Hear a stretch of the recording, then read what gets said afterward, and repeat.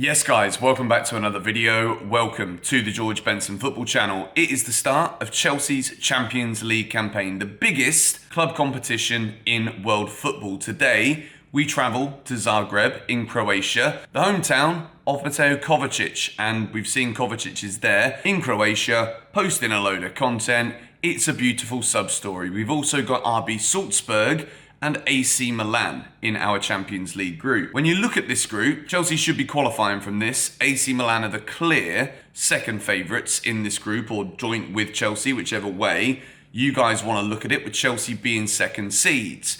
However, when it comes to going to places like Zagreb, it isn't an unforeseen conclusion that the big teams win these kind of matches. The atmosphere is going to be electric tonight in Croatia. Dinamo Zagreb are going to see this as one of the biggest matches that they've played in their recent history. So Chelsea have got to go and, in my opinion, go with a mixture of experience, knowing that we are the better team. So we've got to go for this here. I think when you sit back in games like this, that's when you invite the upset. That's when you invite the banana skin to come and trip you up. And I think Chelsea today are going to have to be smart about things. We want to get off to a good start in this Champions League group. We've seen over the last few years, it isn't always beneficial to win the group. Sometimes it is better to come second. But I think Chelsea need to be, at the moment, trying to build momentum. We are currently struggling, not necessarily all the time with results, but with consistency, with top level performances. And I think Chelsea need to look at this tonight as an opportunity again, potentially to see both Zakaria and also AUBAMEYAng make their Chelsea debuts. But I also want to see Armando Broja starting this game. And I've gone with a lineup where the two guys on the thumbnail are in the same team. So stay tuned to the very end of the video to see what my Chelsea front line looks like. Make sure you're subscribed to GBFC if you haven't already done so, and put the notifications on, because as soon as the match is finished tonight, there will be 6 Things We Learnt, my match review series, uploaded straight after the game. So, Chelsea in Zagreb. What do I think this game is going to be like? I think there needs to be a maturity about Chelsea tonight, but like I've already said, I want to see us being more creative. I want to see us making new kind of moves in the final third. I think at the moment, teams know how to defend against this Chelsea team because nothing's really changed in our approach to attacking from last season. Yes, there is a bit more quality now, whether it's Cucurella, left wing back, Ben Chilwell, left wing back, and Reece James. We evidently know just how good he is on that right hand side. But because there were a couple of little knocks before the game against West Ham, and it was an intense physical battle for Reece against West Ham, I've not started Reece James in this game tonight, but obviously with the ability to come off the bench to change things, we know that Thiago Silva hasn't travelled with the squad. He's played every minute of the season so far. Tuchel's not travelled. Tuchel has travelled. Thiago Silva hasn't travelled. It's very early in the morning. I've not long woke up, so if I sound a bit grotty, that is the reason why. N'Golo Kante has also not travelled with the squad as he is still out injured, but we begin with my Chelsea team, starting with the goalkeeper. I said it in yesterday's video. Tuchel was spoken to about Kepa Arrizabalaga, and I think that the fact that Tuchel speaks so highly of Kepa, when we look back at yesterday's news video when I spoke about Napoli were heavily interested, but both Chelsea and Kepa were not interested in the deal. Kepa, I think, has bided his time very well, I think the phrase is. God, I'm actually super sleepy in this video today. Kepa has waited for this opportunity.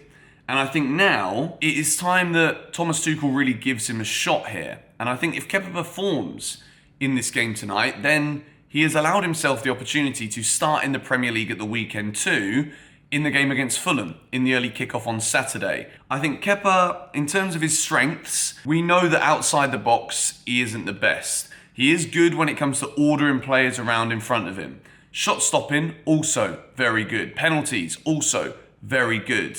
And I think whoever starts in goal tonight, Dinamo Zagreb would be very smart to focus their attention on those things. For example, going to try and win corners because they know that Mendy does not command his penalty area if Mendy's the goalkeeper. Shooting from outside the area if Kepa's in goal. Big opportunity for Kepa. I hope he's given a chance. and I hope he does well. Moving in to a central back three, and I've gone with something a bit different here today because I've actually rested Koulibaly. Thiago Silva hasn't travelled.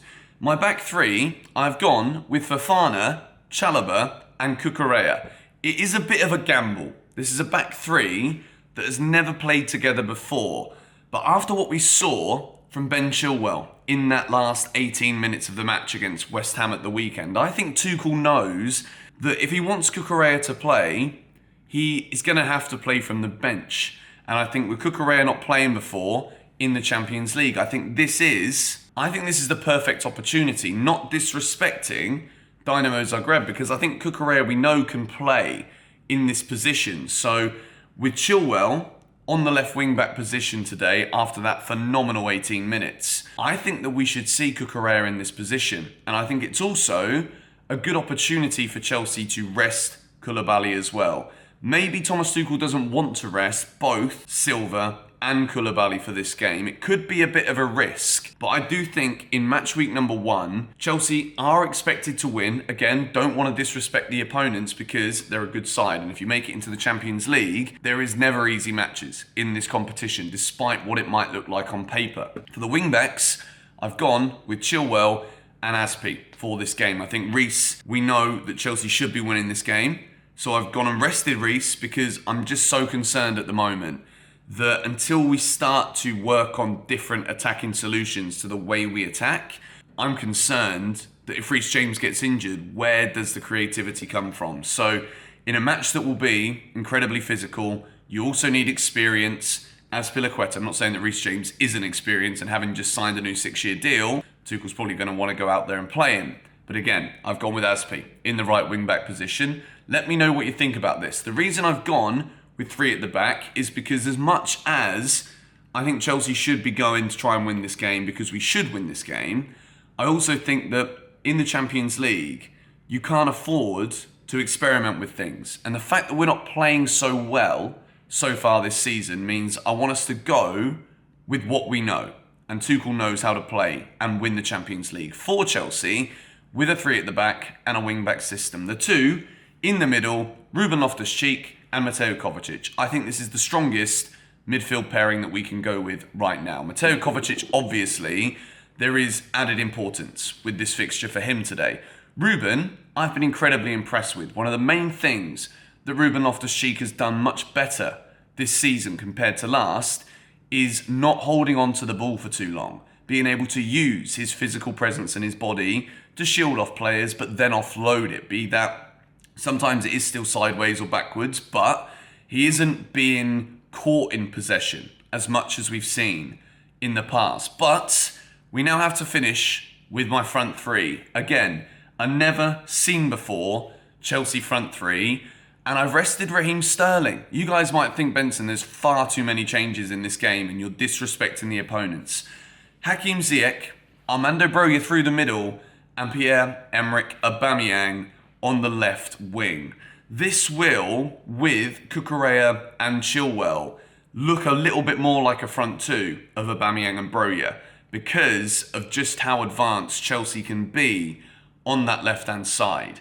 I think maybe if Reece is playing on the right, there is more balance because with Reece, we do get forward more and then he gets back quicker than Azpilicueta does. However, I think this Chelsea 11 that you can see on the screen is incredibly exciting. I think with Aubameyang, Tuchel confirmed in his press conference that he won't be able to play 90 minutes. So I think starting him in this game just gives that added impetus. If he's being asked to come off the bench and change things, you see what happened with Anthony for Man United at the weekend. When there's a big signing, you stick him in the first team, he scores a goal, you take him off after 60, pat on the back, and whatever happens in the rest of the match, you just hope that Aubameyang doesn't become the scapegoat because he made his debut.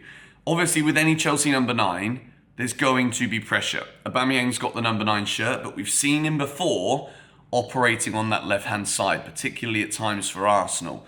Armando Broja absolutely 100% deserves a start. I think he's been brilliant when he's come off the bench, even if it isn't always things on the ball that we're seeing from him. I don't want to start getting into the habit of praising work rates the way that we've kind of allowed Havertz to be justified at times with a lack of output. We can say his work rate's been excellent, so we kind of let him off when we keep picking him. I think Havertz's goal he scored at the weekend, and it being the Champions League, means we might see him play, potentially with Aubameyang then coming off the bench, but Aubameyang and Broja, I want to see both of those two out there together at the same time this evening. When you look at the bench, there is a lot of players that Chelsea can call off the bench if needed. Reece James being one in particular, Koulibaly, you've got Raheem Sterling on there, Mason Mount, Kai Havertz, brilliant players left, right and centre. Chelsea should be winning this game.